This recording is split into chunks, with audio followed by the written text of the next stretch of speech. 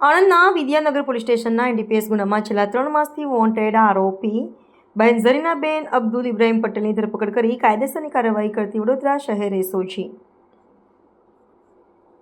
ઝરીનાબેન અબ્દુલ ઇબ્રાહીમભાઈ પટેલ રહે મકાન number C9 Shakela park society Basil સ્કૂલની સામે તાંદલજા રોડ વડોદરા શહેર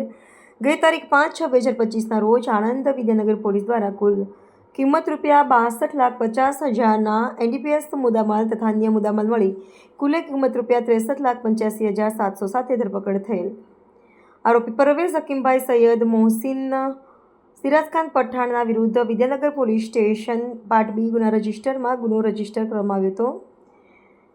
આરોપી બહેન આ પહેલાં પણ અનેક ગુનાઓમાં એનું નામ આવી ગયેલું છે. કામગીરી police inspector SD Ratra, police sub inspector NV Desai, ASI Laxmikant Bhikhubhai,